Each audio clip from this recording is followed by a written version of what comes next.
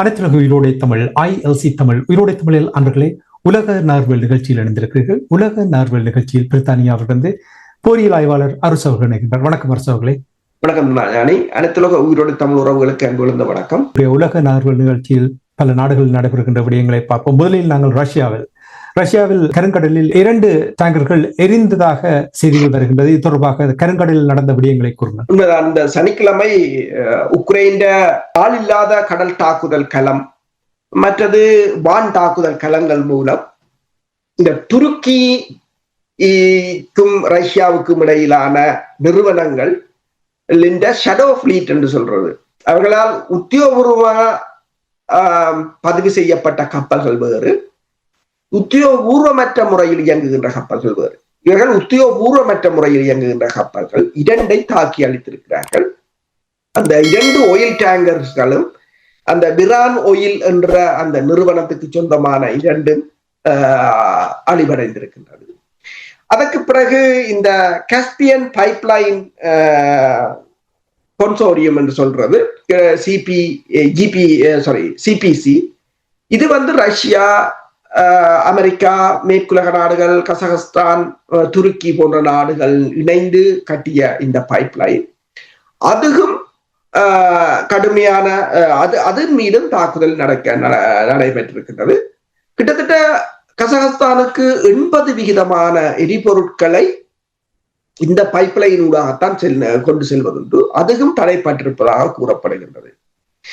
அப்ப இது தொடர்பாக ரஷ்யாவின் நாடாளுமன்ற பேச்சாளர் பெஸ்கோவ் கொண்டே கூறியிருக்கின்றார். அதாவது இது துருக்கியின் இறமையை மீறும் செயல் என்று சொல்லியும், அதாவது அனைத்துலக நாடுகளின் சட்டங்களை மீறி அனைத்துலக நாடுகளின் கப்பல்களை, உண்மையில் அந்த கப்பல் ரஷ்யாவின் கப்பல் இல்லை என்று சொல்லியும் அதை தாக்கியதாகவும் கூறியிருக்கிறார்கள்.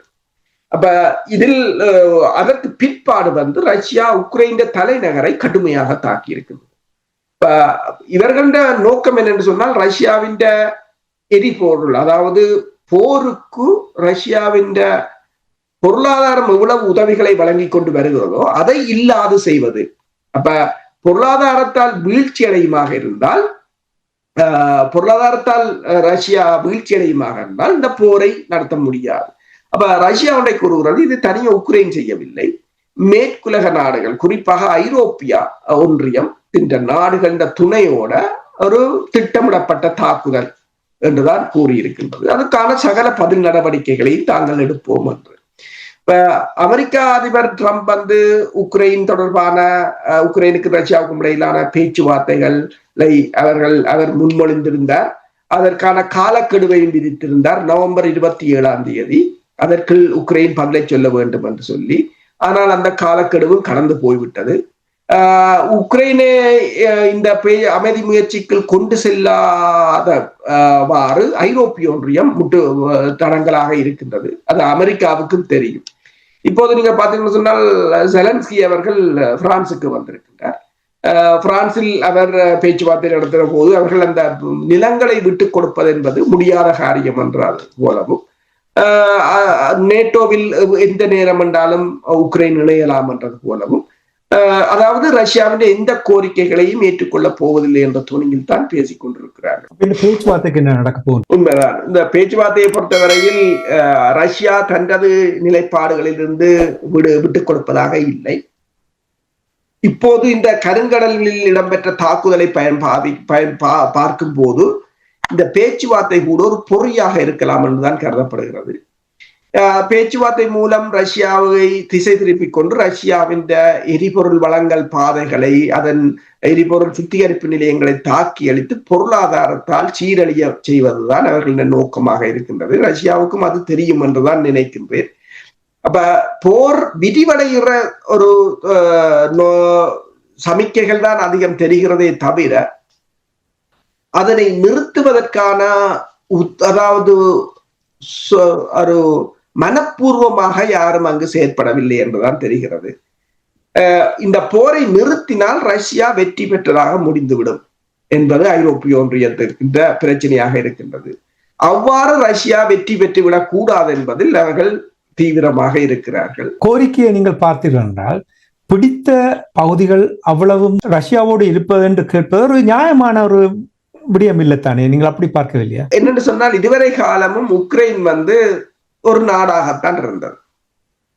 எப்போது இவர்கள் ஒரு இராணுவ ஆட்சியை கொண்டு வந்து அங்கு நேட்டோவில் சேர்ந்து அமெரிக்காவின் ஆயுதங்களை உள்ளுக்கு கொண்டு வர வெளிக்கிட்டார்களோ அப்போது ரஷ்யா தனது பாதுகாப்பை பெருமளவில் பாதுகாப்பு பிரச்சனை என்று கூறுகிறார். அதுதான் அந்த பிரச்சனை. இப்போது கியூபாவில ரஷ்யாவின் ஏவுகணைகள் வைத்த போது அமெரிக்கா இவ்வளவு தூரத்துக்கு அதற்கு எதிராக நின்றதோ அதே ஒரு நிலையாகத்தான் ரஷ்யா நிற்கின்றது. இப்ப 91ஆம் ஆண்டு சோவியத் ஒன்றியம் வீழ்ந்த போது நேட்டோ கலைக்கப்படும், அதன் விஸ்தரிப்பு இல்லை என்றுதான் சொன்னார்கள். ஆனால் எழுதப்படாத உடன்பாடு அது தொடர்ச்சியாக மீறப்பட்டு ரஷ்யாவை சுற்ற உள்ள நாடுகள் நேட்டோவில் இணைந்திருக்கின்றன. இப்ப இதில் ரஷ்யா தனது பாதுகாப்பை பெரிதாக பார்க்கின்றது. உக்ரைனை பொறுத்தவரையில் உக்ரைனுக்கு எந்தவித பிரச்சனையும் இல்லை, நன்றாகத்தான் இருந்தார்கள். மேற்குலகத்தின் அவர்களுக்கு சார்பான ஒரு ஆட்சி மாற்றத்தை கொண்டு வந்து இப்போது அவர்களுக்கு சார்பாக இவர்கள் மாறியதுதான் இந்த பிரச்சனைக்கான மூல காரணமாக இருக்கின்றது. அவர்களுக்கு சார்பாக இதுவரை காலமும் உக்ரைன் 91ஆம் ஆண்டுக்கு பிறகு உக்ரைன் ஒரு அமைதியான நாடாகத்தான் இருந்தது. அங்கு ஒரு குழப்பத்தை ஏற்படுத்தி ரஷ்யாவின் பாதுகாப்புக்கு அச்சுறுத்தலை ஏற்படுத்தியதாக ரஷ்யா சொல்லுகிறது. இப்ப இதில் மிகப்பெரிய நாடுகள் பிரச்சனை இதுதான். இப்ப இந்தியா தனது பாதுகாப்பு என்று சொல்லும், சீனா தனது பாதுகாப்பு என்று சொல்லும். ரஷ்யா பொறுத்த மட்டும் இப்ப பாருங்க, கிரைமியாவை 2014ஆம் ஆண்டு அடித்தெடுத்து தங்களோடு இணைத்து விட்டார்கள், முழுமையாக அங்கீகரிக்கப்படவில்லை. ரஷ்யாவுக்கு இவ்வாறான செயல்பாடுகள் ஒரு வளமையாக இருப்பது போல் இருக்கிறது. மற்றது அவருக்கு அந்த USSR உடைத்ததை ஏற்றுக்கொள்ள முடியாத ஒரு நிலைமை இருக்கிறது என்றுதான். என்னென்று சொன்னால் கிரைமியா துறைமுகம் போம் வாட்டர் துறைமுகம். போம் வாட்டர் அதாவது கோல் வாட்டர் இல்ல, குளிரான நீர் இல்லை, ஒரு மிதமான வெப்பநிலை உள்ளது. அது ஒன்றே ஒன்றுதான் ரஷ்யாவிடம் இருக்கின்ற மிதமான வெப்பநிலை உள்ள துறைமுகம். அதை இழந்தால் ரஷ்யா கடற்படைக்கு மிகப்பெரிய ஒரு பாரிய இழப்பாக இருக்கும். இப்ப ரஷ்யா கொண்டு தெரிகிறது, தான் சுற்றி வளைக்கப்படுகிறேன், தான் ஒரு காலத்தில் அழிக்கப்படலாம். அப்ப அதுதான் அவர்களுக்குள்ள பிரச்சனை. அப்ப எந்த ஒரு நாடும் தாங்கள் அழிக்கப்பட போகிறோம் என்னும் போது அவர்கள் அதுக்குரிய தாக்குதலை செய்யத்தான் முனைவார்கள். இப்போது அமெரிக்காவை பொறுத்தவரை நீங்க பாருங்கள், ஈராக் எங்க இருக்கிறது, அமெரிக்கா எங்க இருக்கிறது. இப்ப ஈராக்ல இருக்கிறது தனக்கு அச்சுறுத்தல் என்று சொன்னால் இது உக்ரைன் பக்கத்தில் இருக்கிறது. அப்ப அதான் அந்த பிரச்சனை. ஆனால் இதற்கு பல பூகோள அரசியல், பொருளாதார நலன்கள் என்று பல விடயங்கள் இருக்கின்றன. அப்ப இதை இப்ப இரண்டு தரப்பிலும் பாரிய தவறுகள் இருக்கின்றது. இப்ப ரஷ்யாவை பொறுத்தவரையில் ரஷ்யா இதனை விட்டுக் கொடுப்பது வேறு விடயம். இப்ப உக்ரைன் பிரச்சனையை பேசாமல் விட்டு விட்டால் நாளைக்கு ரஷ்யா என்ற ஒரு நாடு இருக்காது என்ற ஒரு நிலை அவர்களுக்கு தெரிந்து விட்டார் நிலைத்தான். இப்ப ரஷ்யாவுக்கு இந்த போரை பொறுத்தவரையில் ரஷ்யா இந்த போரை தாங்கள் இந்த போரை நடத்துவதால் ரஷ்யாவுக்கு மிகப்பெரிய இழப்புகளை தான் சந்தித்துக் கொண்டிருக்கிறது. ஆளணி இழப்புகள், பொருளாதார இழப்புகள் என்று. ஆனால் அவ்வளவு இழப்பு இருந்தாலும் அந்த போரை கைவிட முடியாது. சனிக்கிழமை நீங்க பாத்தீங்கன்னா 6 லட்சம் பேர் மின்சாரம் இல்லாமல் இருக்க வேண்டிய ஒரு தாக்குதலை ரஷ்யா செய்திருக்கிறது. இது கூட அவர்களுக்கு இன்னும் மேலதிகமாக பொருளாதார சிக்கலை ஏற்படுத்தும் இல்லையா? உண்மைதான். அப்ப இவ்வாறான ஒரு நிலை ஏற்பட்டாலும் அவர்கள் ஏன் அதிலிருந்து விலத்த முடியாத ஒரு நிலையில் இருக்கிறார்கள் என்று சொன்னால் தங்களை அழிக்க போகிறார்கள் என்றது தெரிகிறது அவர்களுக்கு. அப்ப இதிலிருந்து மீள வேண்டும் என்று சொன்னால் போரை தவிர வேறு வழி இல்லை என்றுதான் அவர்கள் யோசிக்கிறார்கள். நீங்கள் ரஷ்யாவை சொல்லுகிறீர்களா? ரஷ்யாவை சொல்லுகிறேன். இனி நாங்கள் இஸ்ரேல் பலஸ்தீனத்துக்கு இடையிலான போர் தொடர்பான விடயங்களை நாங்கள் தொடர்ந்து பார்த்து கொண்டு வருகின்றோம். போர் தொடர்பான விடயங்களை பார்ப்பதற்கு முன்னதாக இன்னொரு கேள்வி ஒன்று இருக்கின்றது. என்னவென்றால் பெஞ்சமின் நெட்டன்யாகு தொடர்பாக நாங்கள் நிகழ்ச்சியில் அடிக்கடி பேசும் பொழுது பெஞ்சமின் நெட்டன்யாகு அவர்கள் நிறைய குற்றங்கள் இழைத்தனால் அவருக்கு அங்கே சிறை தண்டனை காத்துக் கொண்டிருக்கின்ற என்று கூறுவதை நான் கேட்டிருக்கிறேன். டொனால்ட் ட்ரம்ப் அவர்கள் இஸ்ரேலுக்கு சென்ற பொழுது அவருக்கும் நெட்டன்யாவுக்கும் இடையில் அவர்களுக்கு பேச்சுவார்த்தை நடந்து நெட்டன்யாகுவை ஏதோ ஒரு விதத்தில் காப்பாற்ற வேண்டும் என்று டொனால்ட் ட்ரம்ப் அவர்கள் கிரிமினல் இவ்வளவு பயங்கரவாத வேலைகளை செய்தாலும் அவர்களை காப்பாற்றுவதற்கு ஆக்கள் இருக்கிறார்கள். பெஞ்சமின் நெட்டன்யா அவர்களுக்கு பொது மன்னிப்பு அளிக்குமாறு இப்பொழுது பரிந்துரைக்கப்பட்டிருப்பதாகவும் அங்கே பேச்சுவார்த்தைகள் நடைபெறுவதாக பேசப்படுகிறது. இது தொடர்பாக சுருக்கமாக கூறுங்கள். உண்மைதான். பெஞ்சமின் நெத்தனியாகு தனது வழக்கறிஞர் ஊடாக இஸ்ரேல் பிரதமர் ஐசாக் ஹெர்ஸோக்கிடம் தன்னை மன்னிப்பு வழங்குமாறு ஒரு ஆவணத்தை சமர்ப்பித்திருக்கின்றார். கடந்த சனிக்கிழமை அதை சமர்ப்பித்திருக்கின்றார். டொனால்ட் ட்ரம்ப் வந்த போது, இந்த காசா போர் நிறுத்தம் ஏற்பட்ட போது அவர் ஒன்றை கூறி சென்றார், அவரை மன்னித்து விடுங்கள் என்று. ட்ரம்புக்கு தெரிகிறது இவர் அந்த ஊழல் வழக்குக்காகத்தான் இந்த போரை தொடர்ந்து கொண்டிருக்கிறார், அப்ப மன்னித்து விடுங்கள் என்றுதான் கூறினார். அதற்கு பிறகும் ட்ரம்ப் ஒரு தடவை கூறியிருந்தார் இஸ்ரேலிய மக்கள் அவரை மன்னிக்க வேண்டும் என்று சொல்லி. இப்போது ஆனால் அதை உத்தியோகபூர்வமாக கொடுக்கப்படவில்லை. இப்போது 111 பக்கத்தில ஒரு ஆவணத்தை தயாரித்து அவர் தனது வழக்கறிஞர் ஊடாக உத்தியோகபூர்வமாக சனிக்கிழமை இஸ்ரேலிய அரசு தலைவரிடம் கொடுத்திருக்கின்றார், தனக்கு பொது மன்னிப்பு வழங்குமாறு. அதில் அவர் அதுக்குரிய காரணம் என்னென்று சொன்னால், தான் இந்த நாட்டை ஆபத்திலிருந்து காப்பாற்றியதாகவும், அதாவது இந்த நாட்டின் மக்களையும் அதன் இறமையையும் காப்பாற்றியதாகவும், அதற்குரிய எதிரிகளின் மீது கடும் தாக்குதலை நடத்தி அவர்களை அழித்ததாகவும், அவ்வாறு இந்த நாட்டுக்காக பல சேவைகளை செய்ததால் தனக்கு மன்னிப்பு வழங்க வேண்டும். அவர் மீது கிட்டத்தட்ட 3 வழக்குகள் இருக்கின்றன. ஊழல் குற்றச்சாட்டு, 2 லட்சம் $2 ஒரு நிறுவனத்திடமிருந்து அவரும் மனைவியரும் பெற்றுக் கொண்டது. மற்றது ஒரு தொலைத்தொடர்பு, அதாவது தொலைக்காட்சி நிறுவனத்துக்கு முறைகேடாக அனுமதியை வழங்கியதும், அந்த தொலைக்காட்சி நிறுவனம் நெத்தனியாகுவையும் அவரின் மனைவியையும் போற்றி புகழ்ந்து புரோகிராம்களை செய்து வெளியிட்டுக் கொண்டிருந்ததாகவும், மற்றது இன்னொன்றும் இதே போன்று அதிகார துஷ்பிரயோகம் என்று 3 வழக்குகள் இருக்கின்றன. இந்த 3 வழக்குகளிலிருந்து தன்னை விடுவிக்குமாறு இப்போது அவர் கேட்டிருக்கின்றார். என்னென்று சொன்னால், இது ஒன்று தெரிகிறது, இது அவர்கிட்ட போரை காரணம் காட்டி தப்பி பிழைக்கும் உத்திகள் முடிவுக்கு வந்து விட்டது என்றது தெளிவாக தெரிகின்றது. இனி இதற்கு மேல் இப்ப உங்களுக்கு தெரியும், கடந்த வாரம் ஹிஸ்புல்லாக்கள் இராணுவ தளபதியை படுகொலை செய்திருந்தார். அவர் இப்படி தொடர்ந்து செய்து கொண்டிருக்கிறார். ஆனால் பொருளாதாரம் அங்கு இடம் அளிக்கவில்லை, மக்களும் சலித்து போய்விட்டதாகத்தான் கூறப்படுகிறது. ஆனால் இப்போது மக்கள் என்னென்றால் அதற்கு எதிராக நிற்கிறார்கள். இந்த மன்னிப்பு வழங்கப்படக்கூடாது என்பதில் மக்கள் தெளிவாக இருக்கிறார்கள். எதிர்கட்சிகளும் அதற்கு எதிராக இருக்கின்றது. அப்போ இப்ப அரச தலைவர் என்ன சொல்லி இருக்கிறார் என்று சொன்னால், இது தொடர்பாக தான் நீதி அமைச்சருடன் தொடர்பு கொண்டு அவருடன் பேசிய பிற்பாடு அவர் தனது முடிவை அறிவிப்பார். ஆனால் அது சனிக்கிழமை தன்னிடம் இந்த ஆவணம் உத்தியோகபூர்வமாக கையளிக்கப்பட்டதாகவும் நெத்தனியாவு வழக்கறிஞரா என்று ஞாயிற்றுக்கிழமை அவர் அதை உறுதிப்படுத்தி இருக்கின்றார். பாருங்கள், கிரிமினல் சொல்லுவார்கள் தானே. அமெரிக்காவில் நடந்த தாக்குதலின் பொழுது கிட்டத்தட்ட 20-25 பேரை சிறை அடைத்திருந்தார்கள். கேபிட்டல் ஹில்லில் நடந்த தாக்குதலின் பொழுது அவர் அவ்வளவு கிரிமினல்ஸையும் டொனால்ட் ட்ரம்ப் அவர்கள் வெளியில் கொண்டு வந்து விட்டார். இப்ப இவரையும் ஒரு கிரிமினல் தான் சொல்றார்கள். இப்ப நீங்கள் கூறின பார்த்தால் இஸ்ரேலில் இருப்பவர்களும் அதே மாதிரி. அப்ப இது என்ன நடக்கின்றது உலகத்தில்? கிரிமினல்ஸ் எல்லாரும் வெளியில வராங்கள், நல்லவர்கள் எல்லோரும் தண்டிக்கப்படுவது போல் தெரிகிறது. அப்படி நீங்கள் பார்க்கவில்லையா? உண்மைதான். என்னென்னு சொன்னால், அதாவது இது அமெரிக்காவில் அவர் அரசு தலைவராக இருக்கிறார், அவருக்காக போராடியவர்கள் என்று சொல்லி அவர் விடுதலை செய்து விட்டார்.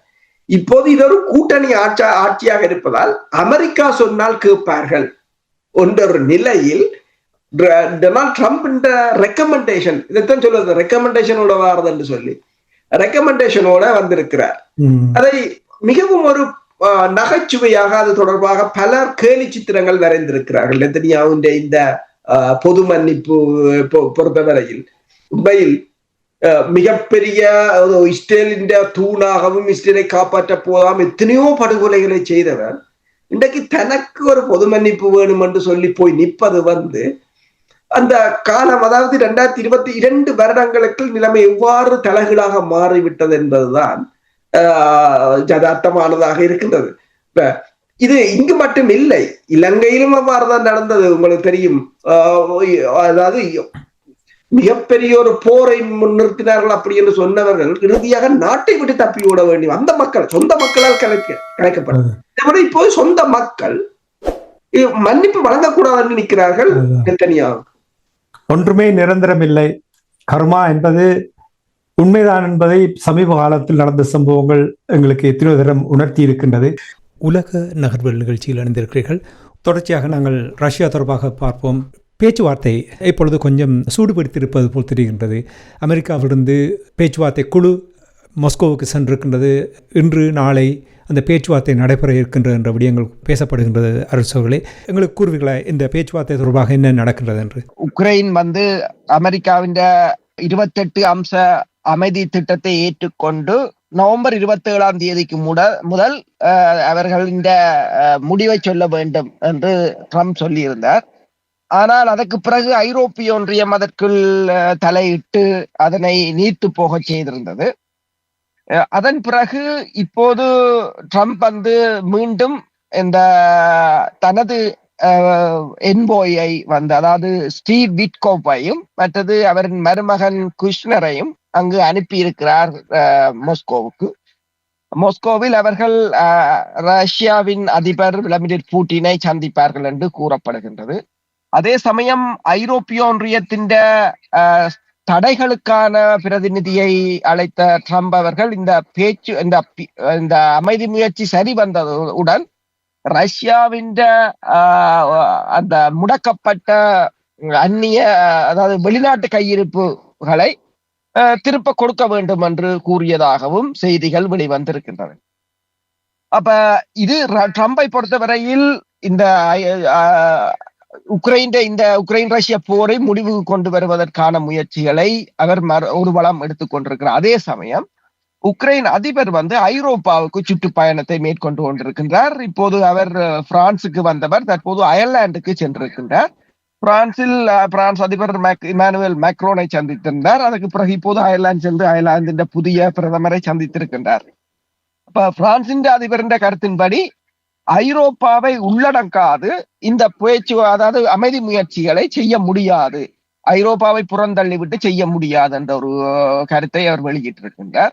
அதே சமயம் பிரான்சின் ஊடகங்கள் வெளியிட்ட கருத்தின் அடிப்படையில் பிரான்ஸ் இந்த உக்ரைன் போரில் நேரடியாக ஈடுபடுவதற்குரிய முயற்சிகளை மேற்கொண்டு வருவதாகவும் சொல்லி இருக்கிறார்கள். அதே சமயம் ஐரோப்பா ரஷ்யாவுடனான ஒரு சமருக்கு 2030ஆம் ஆண்டுக்கு தன்னை தயார்படுத்தி கொண்டிருப்பதாகவும் தகவல்கள் வெளிவந்து கொண்டிருக்கின்றன. ஆனால் இவர்கள் இவ்வாறுதான் சொல்லிக் கொண்டிருப்பார்கள். ஆனால் என்ன பிரச்சனை என்று சொன்னால், இப்ப இந்த அமைதி முயற்சிகளை இல்லாது செய்வதற்கு ஐரோப்பிய ஒன்றியத்துக்கும் அமெரிக்காவுக்கும் இடையிலான இழுபறிதான் முக்கிய காரணியாக இருக்கின்றது. ஏனென்றால் உக்ரைனால் தொடர்ச்சியாக போரை நடத்த முடியாது.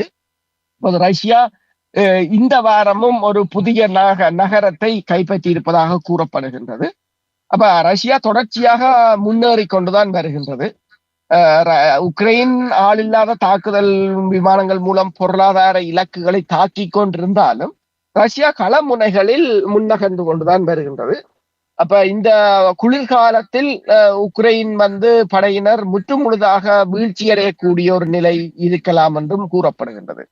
ஆனால் இப்ப ட்ரம்பின் 28 அம்ச அமைதி முயற்சியில் ரஷ்யாவை பொறுத்தவரையில் ரஷ்யா தனது இந்த சிறப்பு படை நடவடிக்கையின் எந்த ஒரு நிபந்தனையிலும் தான் பின்வாங்க போவதில்லை என்று கூறியிருக்கிறார்கள். அது மட்டுமல்லாது அவ்வாறு அதனை பேச்சுவார்த்தையினூடாக அடைய முடியாது விட்டால் தாங்கள் படைத்துறை ரீதியாக அதை அடைந்து விடுவோம், தங்களுக்கு எந்த பிரச்சனையும் இல்லை என்ற நிலையில் ரஷ்யா தெரிவித்துக் கொண்டிருக்கின்றது. அப்ப போரை பொறுத்தவரையில் உக்ரைன் இந்த போரை நடத்த முடியாத நிலையில் இருந்தாலும் ஐரோப்பிய ஒன்றியம் அதற்கு பின் ஆதரவாக இருப்பதால் உக்ரைன் ட்ரம்பின் அமைதி முயற்சியில் உக்ரைன் அதை புறந்தள்ளுவதோ அல்லது அதற்குள் முழுமையாக ஈடுபடாமல் இருப்பதற்குரிய முக்கிய காரணியாக ஐரோப்பிய ஒன்றியம் தான் இருக்கின்றது. பேச்சுவார்த்தை இந்த போரை முடிவுக்கு கொண்டு வருவது, புட்டினோடு டொனால்ட் ட்ரம்ப் அவர்கள் இணைந்து இந்த பேச்சுவார்த்தை நடத்துவது இந்த போரை முடிவுக்கு கொண்டு வருவதற்கு எவ்வளவு வாய்ப்புகள் இருக்கின்ற என்று நீங்கள் நம்புகிறீர்கள்?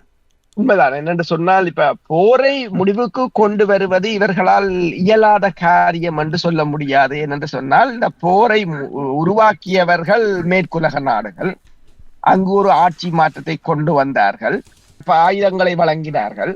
இப்ப 2022 ஆண்டு கூட ஒரு 3 மாதத்துக்குள் அல்லது ஒரு 3 நாளைக்குள் முடிந்துவிடக்கூடிய போரை இதுவரையிலும் இழுத்ததும் இவர்கள்தான்.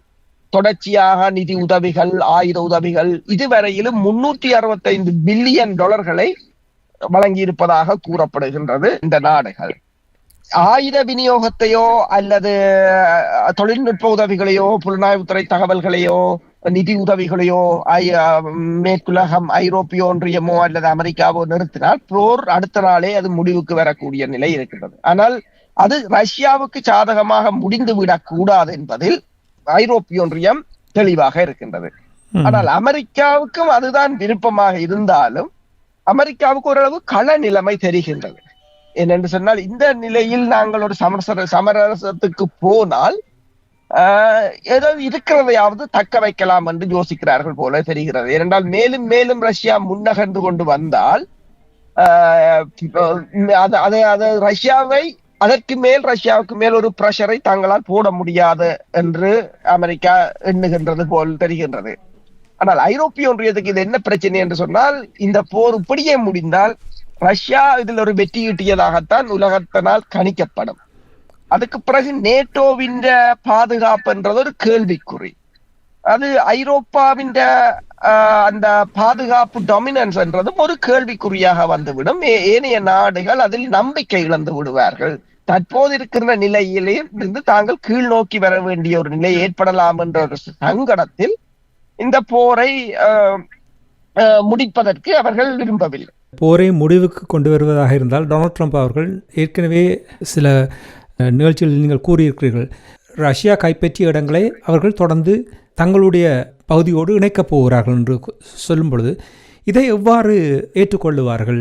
குறிப்பாக ஐரோப்பிய ஒன்றியம் அதையே ஒரு குறிப்பிட்ட விடயமாக இந்த பேச்சுவார்த்தையை குழப்புவதற்கு பயன்படுத்துவார்கள். ஆனால் இப்போ ஐரோப்பிய நாடுகளுக்கும் ஒரு சரியான ஒரு சவால் இருக்கிறதா? நீங்கள் அடிக்கடி சுட்டிக்காட்டிய பொருளாதார நெருக்கடி இந்த போர் தொடர்ந்து கொண்டால் இன்னும் மோசமான நிலைக்கு போகிறது. அப்படி என்றால் இது முடக்கப்படுகின்ற ஒரு நிலைமைக்கு வரப்போகிறதா, அல்லது இது உண்மையாக ஒரு போர் நிறுத்தம் வருவதற்கான வாய்ப்புகள் இருக்கிறதா? உண்மைதான். ஐரோப்பிய ஒன்றியத்தாலும் இதிலிருந்து மீள முடியாத ஒரு நிலையாகத்தான் இருக்கின்றது. நீங்கள் கூறியது போல பொருளாதாரம், பிரித்தானியாவின் வரவு செலவு திட்டம் கூட மிகப்பெரிய ஒரு வாத பிரதிவாதங்களை தோற்றுவித்திருக்கின்றது. அதே போல ஜெர்மனியை பொறுத்தவரையில எல்லா தொழில்துறைகளும் வீழ்ச்சி அடைகின்ற ஒரு நிலையில தான் இருக்கின்றது. ஐரோப்பிய ஒன்றியத்துக்குள்ளேயே பல பிரச்சனைகள் ஆரம்பித்திருக்கின்றன. உதாரணமா ஸ்கொட்லாந்து கூட உக்ரைன் மக்களுக்கான உதவிகளை நிறுத்தப் போவதாக, அதாவது அங்கு அகதி தஞ்சம் கூறியிருப்பவர்களுக்கான கொடுப்பனவுகளை கூட நிறுத்தப் போவதாக கூறியிருக்கின்றது. அதே போல போலந்து ஏற்கனவே நிறுத்த முற்பட்டிருக்கின்றது, ஜெர்மனி நிறுத்த முற்பட்டிருக்கிறது என்று அவர்களுக்கு மிகப்பெரிய அளவிலான பாரிய பொருளாதார சுமைகளாக இருக்கின்றன. இப்போது ரஷ்யாவிடம் இருந்து எடுத்து வைத்திருக்கின்ற நிதியையும் திருப்பி கொடுக்க வேண்டும் என்று சொன்னால் இறுதியாக இவருக்கு ஒன்றும் இல்லாத ஒரு நிலையாகத்தான் இருக்கும்.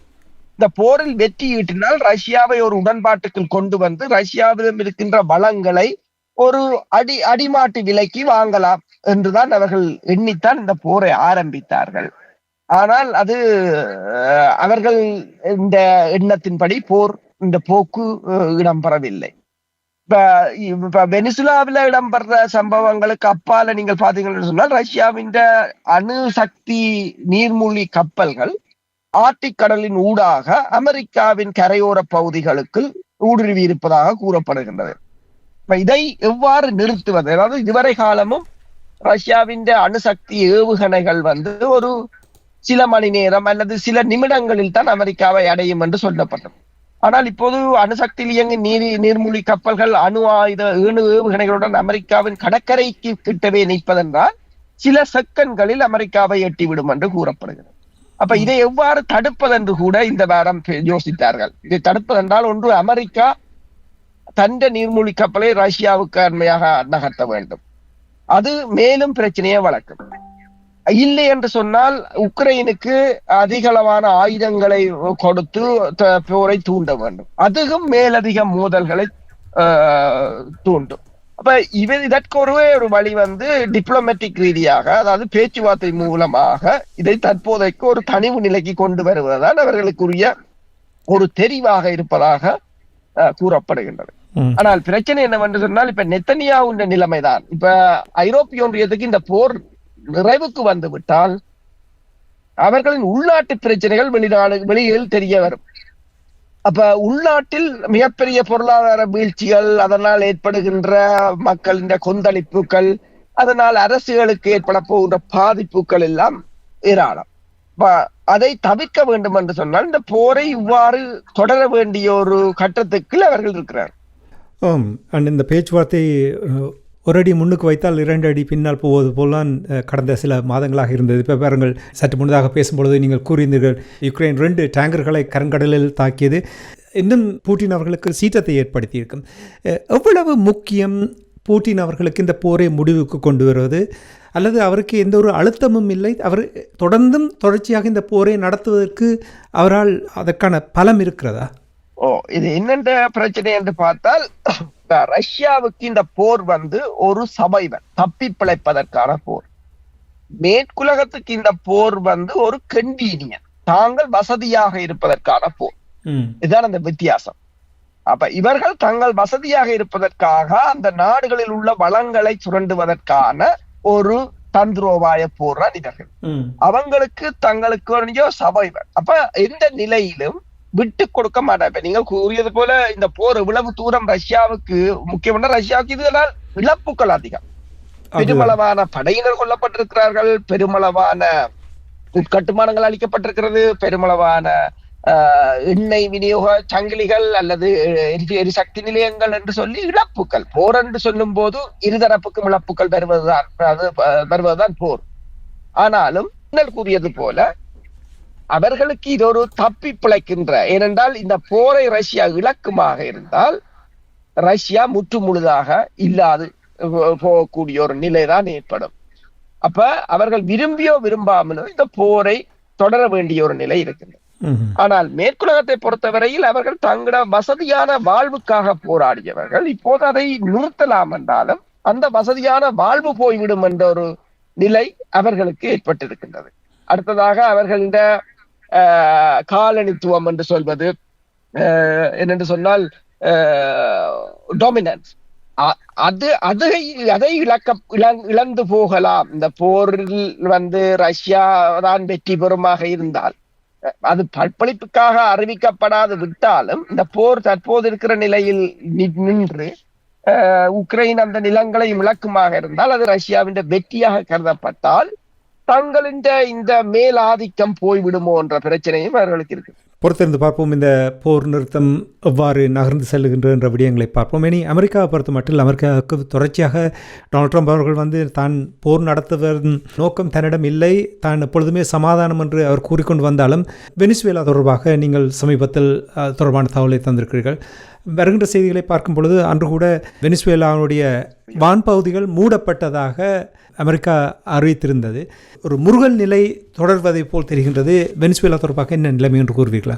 உண்மைதான். வெனிசுவேலாவுக்கு அதாவது ட்ரம்ப் கடந்த வாரம் ஒரு அறிக்கையை வெளியிட்டிருந்தார். அதாவது வெனிசுவேலாவின் வான் பகுதியை தாங்கள் முடக்குவதாக. வான்பகுதியை மூடுவதென்றால் நோ ஃபிளை சோன் மேரித்தான். அது பயணிகள் விமானங்கள் கூட எழும்ப முடியாது என்றால் அந்த நாட்டின் பொருளாதாரம் அப்படியே வீழ்ந்துவிடும். ஆனால் அது உண்மையில் முடியாத காரியம். இருந்தாலும் ட்ரம்ப் அதை அமுல்படுத்துவாராக இருந்தால் அவரின் கிட்டத்தட்ட விமானம் தாங்கி கப்பல் ஒன்று உட்பட 20க்கும் மேற்பட்ட கப்பல்கள் கரிபியன் கடல் பகுதியில் நிற்கின்றன. அதன் ஊடாக ஏவுகணைகள் ஊடாக பயணிகள் விமானங்கள் சுடப்படுமாக இருந்தால் விமானங்கள் பறக்க முடியாத ஒரு நிலை ஏற்படும். இதுக்கு வெனிசுவேலா கூறியிருக்கின்றது, இது ஒரு போரை தூண்டுவதாகத்தான் இருக்குமே தவிர தங்கள் பயணிகள் விமானங்களோ அல்லது வேறு விமானங்களோ சுடப்பட்டால் அது ஒரு போர் முயற்சியாகத்தான் தாங்கள் கருதுவோம் என்று நிக்கோலஸ் மடுரோ தெரிவித்திருந்தார். ஆனால் ட்ரம்ப் அதற்கான எல்லைகளை விதிக்கவில்லை. ஆனால் சொல்லி இருக்கின்றார் தாங்கள் வெனிசுலாவின் வான்பகுதியை மூடுவோம். வான்பகுதியை மூடுவோம் என்றால் அது ஒரு போராகத்தான் இருக்கும். ஐக்கிய நாடுகள் சபை அதுக்கு தொடர்பாக சொல்லி இருக்கின்றது. அதாவது வான்பகுதியை மூடுவது என்பது அனைத்துலக விதிகளை மீறுவதாகவும் ஒரு நாட்டின் இறமையை மீறுவதாகவும் இருக்கும் என்று ஐக்கிய நாடுகள் சபை அது தொடர்பாக தனது அறிக்கையை வெளியிட்டிருக்கின்றது. அதே சமயம் நியூயார்க் டைம் ஒரு தகவலை வெளியிட்டிருக்கின்றது. கடந்த வாரம் ட்ரம்ப் வெனிசுலாவின் அதிபர் நிக்கோலஸ் மடுரோவுடன் தொலைபேசியில் இரகசியமாக உரையாடியதாக இந்த கடந்த வெள்ளிக்கிழமை வந்த நியூயார்க் டைம் பத்திரிகை தகவலை வெளியிட்டிருக்கிறது. அதை இருதரப்பும் உறுதிப்படுத்தவில்லை. தாங்கள் பேசினார்களா பேசவில்லையா என்ற தொடர்பாக இருதரப்பும் உறுதிப்படுத்தப்படவில்லை. ஆனால் கடந்த செப்டம்பர் மாதத்திலிருந்து அந்த கரிபியன் கடல் பகுதியில் ஒரு முருகல் நிலை தோன்றியதாகத்தான் இருக்கின்றது. இதுவரையில் அங்கு 20க்கும் மேற்பட்ட படகுகளை அமெரிக்கா கடற்படையும் வான்படையும் தாக்கி இருக்கின்றது. கிட்டத்தட்ட 80 பேருக்கு மேல் கொல்லப்பட்டிருக்கிறார்கள். அமெரிக்காவில் இருக்கின்ற செனட்டர்கள் கூட கூறியிருக்கிறார்கள் இது சட்டத்துக்கு, அதாவது நீதிக்கு புறம்பான படுகொலைகள் என்று சொல்லி அது தொடர்பாக தாங்கள் வழக்கு தாக்கல் செய்யலாம் என்றும் கூறியிருக்கிறார்கள். ஆனா ரஷ்யாவிடம், சீனாவிடமும் ஈரானிடமும் வெனிசுலா உதவிகளை கேட்டிருந்தது. படைத்துறை உதவிகளை ரஷ்யா வழங்குவதாக ஒப்புக்கொண்டிருக்கிறது. அந்த ஏவுகணைகளும் அங்கு வழங்கப்பட்டதாக கூறப்படுகின்றது. சீனாவும் ஆளில்லாத தாக்குதல் விமானங்களை வழங்கியதாக கூறப்படுகின்றது. இப்போது வெனிசுலா ஒபேக் நாடுகளிடமும் இந்த கோரிக்கையை விட்டிருக்கின்றது. அதாவது தனது நாட்டின் மீது தொடர்ச்சியாக அமெரிக்கா ஒரு வன்முறைகளை அல்லது ஒரு அழுத்தத்தை பிரயோகித்து வருவதாக கூறியிருக்கின்றனர். இந்த வெனிசுவேலாவுடைய படகு போதைப் பொருட்கள் கடத்தி சென்று படகு அதில் மீது தாக்குதல் நடத்தினார்கள். தாக்குதல் நடத்தும் பொழுது அதில் ஒருவர் இறந்து விட்டார், மற்றவர் இறக்கவில்லை என்றவுடன் மீண்டும் போய் அவரை சுடுங்கள் என்று சொன்ன ஒரு செய்தி கூட நான் பார்த்திருந்தேன். இப்போ நீங்கள் கூறினீர்கள் வான்பரப்பை மூடுவது என்று சொல்லும் பொழுது, ஒரு நாட்டினுடைய இறமை என்று சொல்லும் பொழுது இது எவ்வளவு தூரம் இது ஒரு எஸ்கலேஷன் போர் உண்மையாக வருவதற்கு வாய்ப்பு இருக்கிறதா? அமெரிக்கா தாக்குதலை மேற்கொள்ளும் என்று நீங்கள் நம்புகிறீர்களா? அமெரிக்காவுக்கு இப்போதைக்கு தாக்குதலை இவ்வாறு ஒரு மிரட்டலை அமெரிக்கா தொடர்ச்சியாக விட்டுக் கொண்டிருக்கிறதே தவிர அமெரிக்கா தாக்குதலை நடத்துமான்றது ஒரு கேள்விக்குறியாகத்தான் இருக்கின்றது. ஏனென்று சொன்னால் ஈரான் மீதான இஸ்ரேலின் தாக்குதல் கூட ஒரு தவறான கணிப்பு என்று சொல்லப்படுகின்றது. ஈரான் பலம் அறியாமல் மோதியது என்று. அமெரிக்கா ஈரான் மீது குண்டு வீசின பிற்பாடு ஈரான் அமெரிக்க தளத்தை தாக்கின பிற்பாடு கூட அமெரிக்கா அதிலிருந்து ஒதுங்கி கொண்டதே தவிர மேலதிகமாக தாக்குதலுக்கு போகவில்லை. அதே போலதான் இப்ப வெனிசுலா மீதான தாக்குதல் நடத்தலாம், பிரச்சனை இல்லை. ஆனால் வெனிசுலா ஆளில்லாத தாக்குதல் விமானங்கள் மூலம் அமெரிக்காவின் இலக்குகளை தாக்குமாக இருந்தால் அல்லது இந்த போர் மேலும் விரிவடையுமாக இருந்தால் அது அமெரிக்காவுக்கு பொருளாதார ரீதியாகவும் படைத்துறை ரீதியாகவும் கடுமையான பின்னடைவாக இருக்கும். இந்த வாரம் நீங்கள் பார்க்கலாம், சீனா அமெரிக்காவுக்கான 3 கனிம வளங்களை தடை செய்திருக்கின்றது. கலியம், ஜெர்மானியம், ஆன்டிமனி. இந்த 3 உலோகங்களும் பாத்தீங்கன்னு சொன்னால் கலியம் மைக்ரோ சிப் செய்வதற்கு பயன்படுத்தப்படுவது, ஜெர்மானியம் ஃபைபர் ஆப்டிக்ஸுக்கு தேவையானது, ஆன்டிமனி அந்த ஆயுதங்கள வடிவமைப்புக்கு தேவையானது. இவற்றின் அந்த உற்பத்தி 98% சீனாவுடன் தான் இருக்கின்றது. அப்ப இது அமெரிக்காவுக்கு ஒரு வைக்கப்பட்ட ஒரு செக்காகத்தான் இருக்கின்றது. அமெரிக்காவால் ஒன்றும் செய்ய முடியாத ஒரு நிலையாகத்தான் இருக்கின்றது. ஏன்னா தாய்வானுக்கு F-16 விமானங்களை அமெரிக்கா தற்போது வழங்க முற்பட்டதுக்கு பிறகு சீனா இந்த மூவை எடுத்திருக்கின்றது.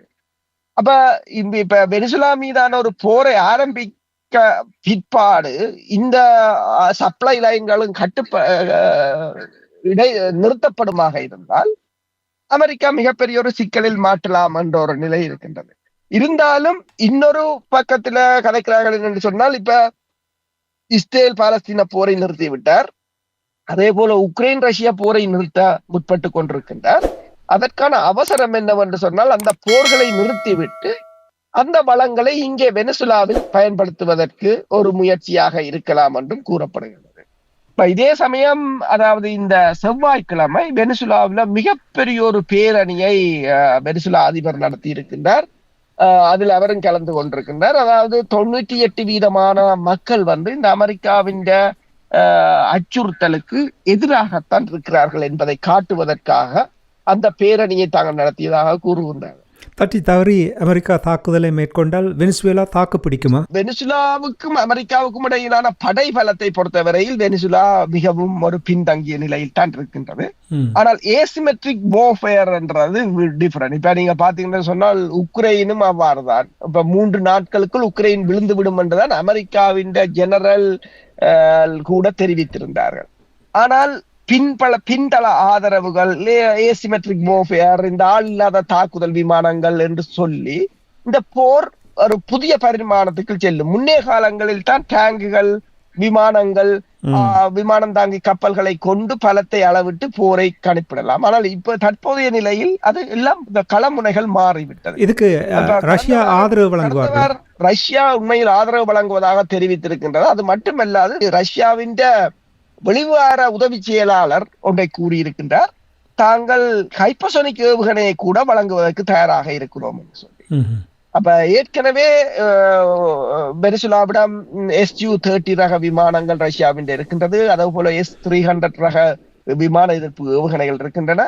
S-400 அல்லது ஹைப்பர்சோனிக் ஏவுகணைகளை வழங்குமாக இருந்தால் ரஷ்யா அது அமெரிக்காவின் புளோரிடா வரையும் தாக்கலாம், தூர வீச்சு கொண்டது என்று கூறப்படுகின்றது.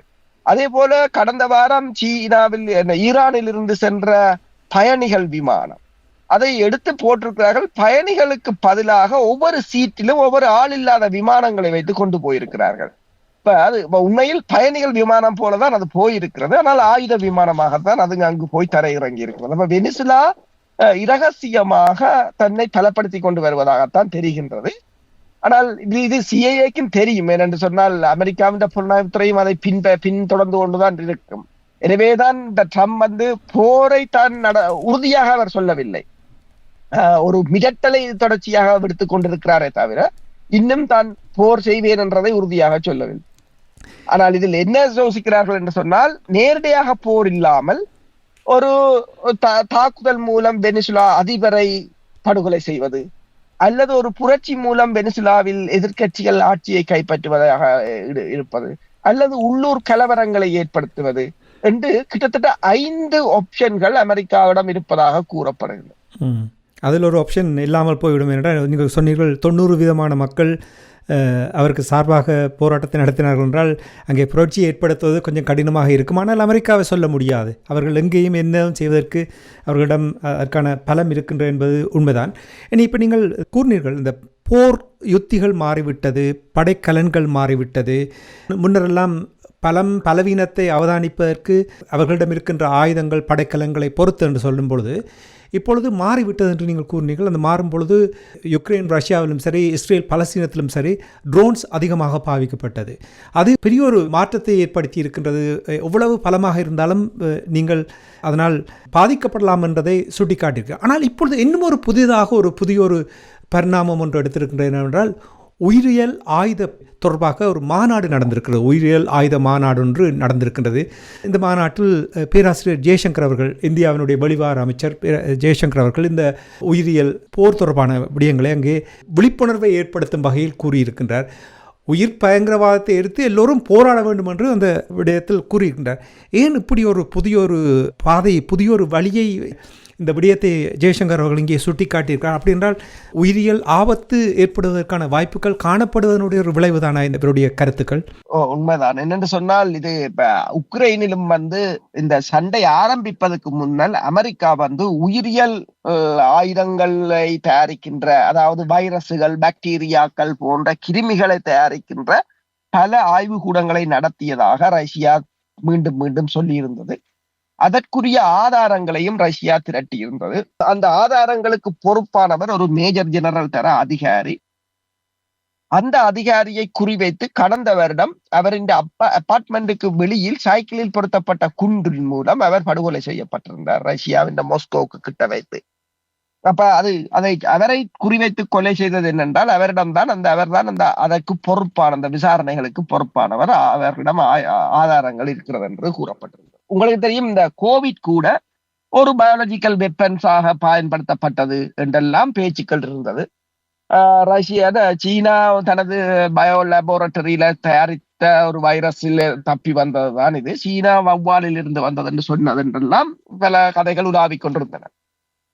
அப்ப இந்த நிலையில் தான் இப்ப பயாலஜிக்கல் வெப்பன்ஸ் கன்வென்ஷன் என்று சொல்றது BWC இந்த 50வது கூட்டத்தொடரில் ஜெய்சங்கர் பேசியிருக்கிறார். அப்போதுதான் அவர் கூறியிருக்கின்றார், அதாவது நாங்கள் நினைத்ததை விட இந்த பயாலஜிக்கல் வெப்பன்ஸை தயாரிக்கிற முறைகள், அதன் ஆய்வுகள் வேகமாக வளர்ந்து கொண்டு வருகிறதாகவும், இதுக்கு ஒரு வரையறுக்கப்பட்ட எந்த ஒரு நிறுவனங்களும் இல்லை என்று சொல்லியும், சில சமயங்களில் இது ஒரு அவுட் ஆஃப் கண்ட்ரோலாக போய்விடலாம் என்ற நிலையிலும் அவர் கூறியிருக்கின்றார்.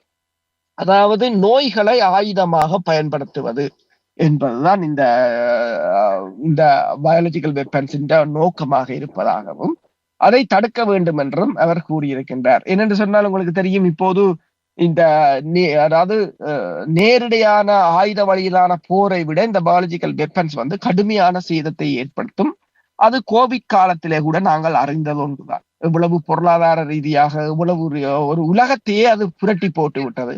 உலகமே அதாவது கோவிட்டுக்கு முன்னைய நிலைக்கு உலகம் போகவில்லை, இனி போவதும் இல்லை என்றுதான் கூறியிருந்தார்கள்.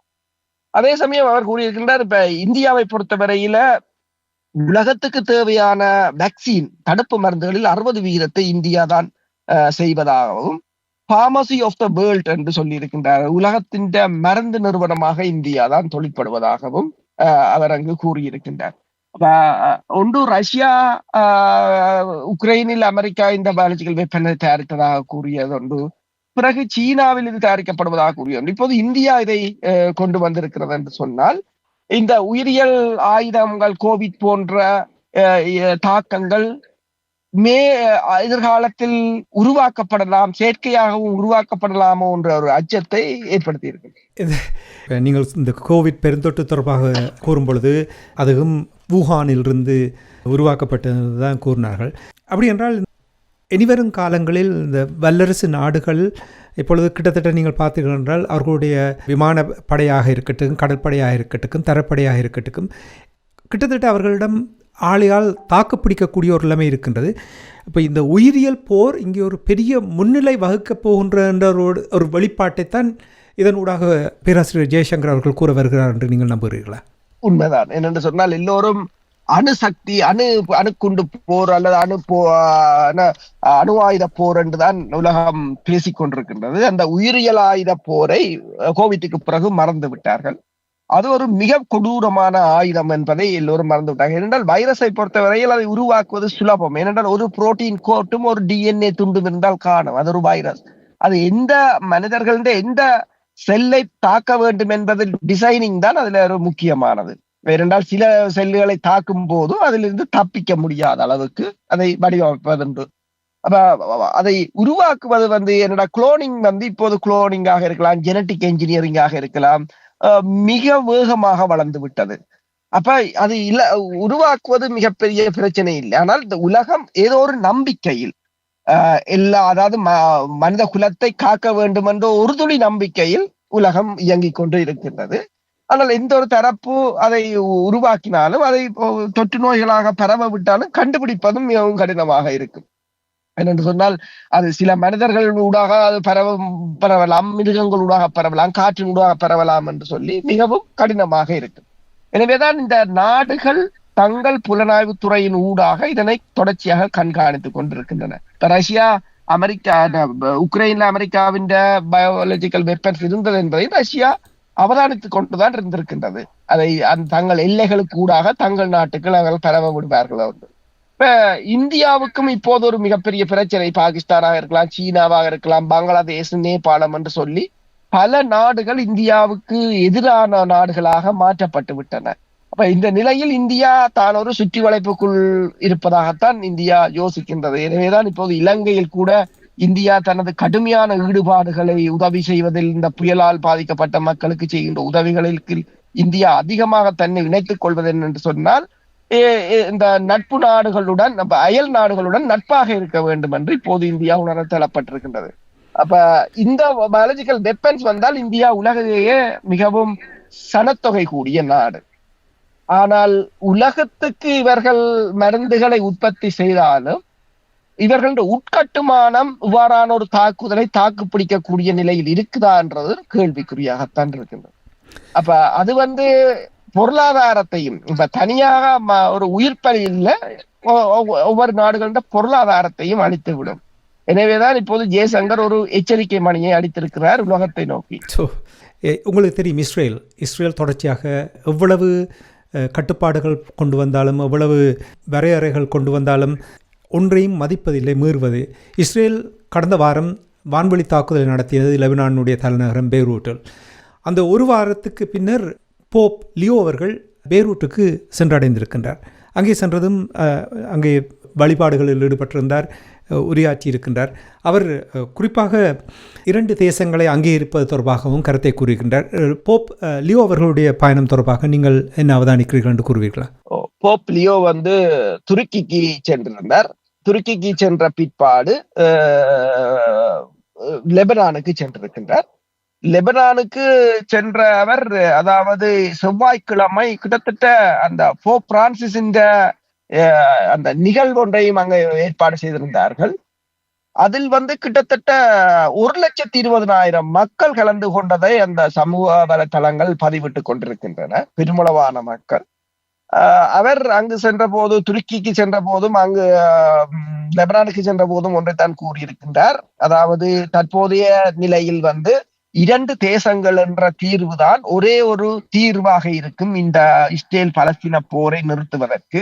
ஆனால் இந்த தீர்வை இஸ்ரேல் ஏற்றுக்கொள்ளாது என்பதும் எங்களுக்கு தெரியும். ஆனால் இஸ்ரேல் ஏற்றுக்கொண்டாலும் ஏற்றுக்கொள்ளாவிட்டாலும் தீர்வு அதுதான், அதை தவிர வேறு ஒன்றும் இல்லை என்று அவர் பேசியிருக்கின்றார். வத்திக்கானை பொறுத்தவரையில் 2015ஆம் ஆண்டே பலஸ்தீனத்தை அதை அங்கீகரித்து விட்டது. அப்ப வத்திக்கானை பொறுத்தவரையில் பலஸ்தீனத்தை நாடாக அங்கீகரித்திருந்தது. இப்போது இந்த தீர்வு திட்டத்தையும் அவர் முன்வைத்திருக்கின்றார். இப்ப நாங்கள் அதாவது இஸ்ரேலிய அதிபர் பொது மன்னிப்புக்கு விண்ணப்பித்திருந்ததெல்லாம் பேசியிருந்தோம். அப்ப உலகம் மெல்ல மெல்ல அந்த இஸ்ரேல் அதாவது பலஸ்தீன மக்களுக்கு ஆதரவாக பலரும் திரும்பி கொண்டு இருக்கிறார்கள். அப்ப ஐரோப்பிய ஒன்றியத்தில் கூட பல நாடுகள், நான் அன்றைக்கு சொன்னேன், இந்த ஸ்கொட்லாந்துக்கு போன போது ஸ்கொட்லாந்து கொடியும் பலஸ்தீன கொடியையும் சேர்த்து கட்டி இருக்கிறார்கள். ஒரே சீலையில் 2ஐயும் மிக்ஸ் பண்ணி கலர்ந்திருக்கிறார்கள் என்று அவ்வளவு சொலிடாரிட்டியாக அவர்கள் இருக்கிறார்கள். அயர்லாண்டாக இருக்கலாம், பிரான்ஸாக இருக்கலாம், பல நாடுகள். அதன் ஒரு வெளிப்பாடாகத்தான் இந்த போப் லியோ 9வது அவரின் கருத்தும் அமைந்திருக்கின்றது. துருக்கியை பொறுத்தவரையில் துருக்கி தான் இதனை ஒழுங்குபடுத்தி இருக்கின்றது. துருக்கி இந்த போரின் காலத்தில் போது கூட துருக்கி தான் இஸ்ரேலுக்கான உணவு விநியோகம், முக்கிய பொருட்கள் விநியோக மையமாக இருந்தது. இப்ப துருக்கி உண்மையில் எதிராக நிற்குமாக இருந்தால் இஸ்ரேலால் இந்த பலஸ்தீன மக்கள் மீதான போரை நடத்தி இருக்கவே முடியாது. ஆனால் இப்போது துருக்கிக்கும் ஒரு அழுத்தம் இருக்கின்றது. தொடர்ச்சியாக இப்படி இஸ்ரேலுக்கு ஆதரவாக இருக்க முடியாது என்ற ஒரு அழுத்தம் இருக்கின்றது. அதே போல இந்த உக்ரைன் ரஷ்யா போருக்கு செலுத்த வேண்டிய கவனம் சிதறி விடுவதால் உக்ரைனை தாங்கள் இழந்து விடுவோமோ என்ற அச்சம் ஐரோப்பிய ஒன்றியத்துக்கும் இருக்கின்றது. எனவேதான் ஐரோப்பிய ஒன்றியம் இந்த இஸ்ரேல் பலஸ்தீன போரை தணிவுக்கு கொண்டு வந்தால்தான் தாங்கள் உக்ரைன் ரஷ்யா போர் மீது ஒரு கவனத்தை செலுத்தலாம் என்ற ஒரு நிலையும் இருக்கின்றது. அப்ப இது பலஸ்தீன மக்களுக்கு ஒரு சாதகமான நிலை. ஏன்னா பெருமளவான நாடுகள், ஐக்கிய நாடுகள் சபையாக இருக்கலாம், ஏனைய நாடுகளாக இருக்கலாம், எல்லோரும் ஒருமித்த கருத்தாக இருப்பது வரவேற்கத்தக்க. அதே சமயம் இப்போது போப்பின் கருத்தும் அதுக்கு ஒரு வலி சேர்த்ததாகத்தான் கொள்ளப்படலாம். பொறுத்திருந்து பார்ப்போம் அமெரிக்கா இஸ்ரேல் இதற்கு எவ்வாறு பதிலளிக்கிறார்கள் என்றால் அவர்கள் தானே முடிவு சொல்ல வேண்டும், அமெரிக்கா தானே முடிவு சொல்ல வேண்டும், அப்படியான ஒரு நிலைமை தான் இருக்கிறது. பொறுத்திருந்து பார்ப்போம். நன்றி அரசுகள். இன்றைய உலக நகர்கள் நிகழ்ச்சியில் இணைந்து பல நாடுகளில் நடைபெறுகின்ற விடயங்களை அவதானித்து உயிரோடை தமிழ் உறவுகளுக்கு எடுத்ததுமைக்காக உயிரோடை தமிழ் அன்பர்கள் சார்பாக நன்றி கூறிக்கொண்டு மீண்டும் இன்னும் ஒரு நிகழ்ச்சி இணைந்திருப்போம். அதுவரைக்கும் நன்றி, வணக்கம். நன்றி, வணக்கம். எமது பார்வையாளர்களுக்கு வணக்கம். மக்களின் குரலாய் ஓங்கி ஒலிக்கும் இலக்கு மின்னிதழ் மற்றும் உயிரோடை தமிழ் வானொலி ஆகிய இவ்விரு ஊடகங்களும் உங்களைப் போன்ற எமது நேயர்கள் நண்பர்களின் ஆதரவிலேயே இயங்கி வருகின்றன. மிக குறைந்த வளங்களுடன் பல இடர்கள் மற்றும் தடைகளை தாண்டி பயணிக்கும் எமது ஊடகங்களின் பணிகள் மேலும் வளர உங்களால் முடிந்த நிதியுதவியை வழங்கி இன்னும் காத்திரமான செயற்பாடுகளை முன்னெடுக்க உதவுமாறு மிகவும் பணிவன்புடன் வேண்டி நிற்கின்றோம். உங்கள் பங்களிப்பு உங்களின் உரிமை குரலாய் ஓங்கி ஒலிக்கும். நன்றி.